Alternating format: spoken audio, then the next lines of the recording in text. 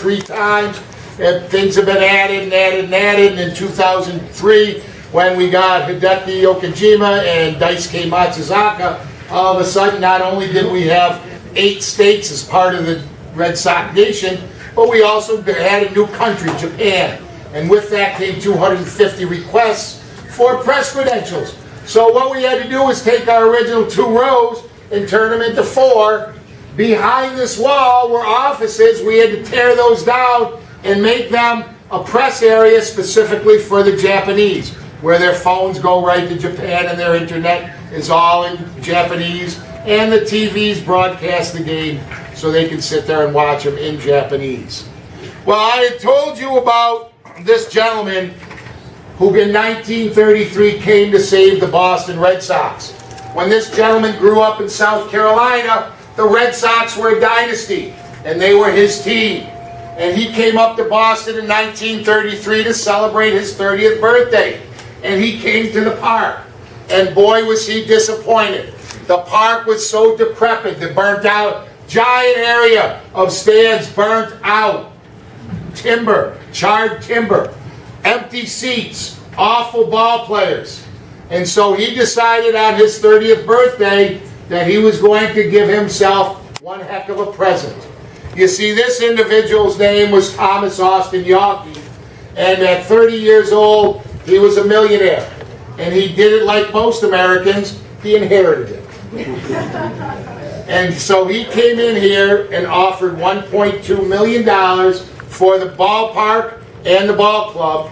They bought the team. He embarked on a $1.5 million renovation.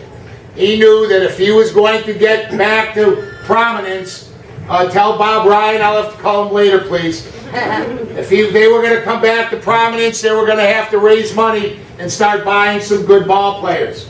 So he did a few things.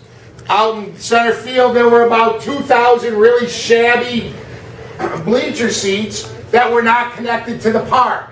He thought that was unfair. They had no toilets, they had no sodas, they had no hot dogs, they had no beer. Well, this is Boston, impossible. So he tore them down and he built that bleacher section that is attached to the park where they had the same amenities as anybody else in Fenway Park. The second thing he did is he rebuilt the benches in left field so he could start bringing in more people there, raise more revenues. The third thing he did, he wanted to start to bring the grand people of Boston, the bourgeois, the rich ones. He wanted their money. He wanted to be able to charge them extra. He had to give them something special. So he came up with a plan. He was going to sell seats with backs that were up high with better sight lines so you could see everything all over the field without any interference from someone standing in front of you. He wanted to build a roof because he wanted the wives to come and not have to worry that their hair would be messed up or their hat would be ruined or the rain would run their makeup. Well, it was a grand plan, and thus was built the grandstands. And they are the blue seats you see behind the red ones. They travel from the Gulf sign along the left field wall all the way around the stadium to where we were standing on the Budweiser deck. It was a great plan. He started to get more fans to come. He was able to take that money and reinvest it into ball players. But probably the biggest thing he's ever done, and the one that is the most iconic about this park, started with a meeting with his accountants in 1933. He was going through the books with his accountants, and he wanted to know why he was paying for so many broken windows. You see, back in 1912, when they built the left field wall, it was a 10-foot hill with a 10-foot fence over it. And baseball started to travel farther when they changed the shape of the balls in the 1920s. The balls would get hit over the wall, bang into the buildings on Lansdowne Street, some of them breaking windows. Unfortunately, with the advent of batting practice, many more windows were being broken, and the owners on Lansdowne Street said, those Red Sox have a lot of money, they can afford to pay for our windows. Well, Mr. Yawkey said, I'll be darned. I did not buy a window replacement company. And one day in between a doubleheader, he walked over to see if he could talk to those owners and come up with a compromise. Well, he got out onto Lansdowne Street, and lo and behold, what he saw didn't sit too well with him. First of all, there were no broken windows, but worse yet, there were over 1,000 people on top of the roof watching the game for free. He became apoplectic, and what is without a doubt the biggest overreaction in the history of the world, he tore down everything out there and built this 37-foot, 2-inch high, 231-foot long tin wall with a 23-foot net on top of it, so that no person was ever going to see a game for free, and never was he going to write another check for a broken window.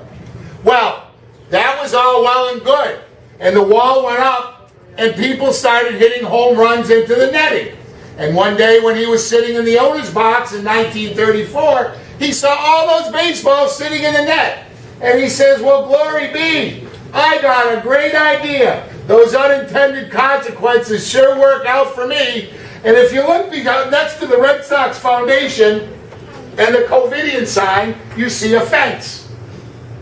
He had that built such that they could attach a ladder to it after a game, climb up, shake the net, all the balls would fall down, they could use them for the following days, and the cost of baseballs went down dramatically, and he was able to buy more free agents. So those are the three major things that he did. 1939 was his next renovation. As we leave here to go out to the Green Monster, I will answer that question. I'll look for an answer to the question, though, I posed before we start. Why do the millionaire players have such a small parking lot? Because in 1912, the only one who could afford a car was the owner. Okay, if you follow me, we'll go on out to the Monster.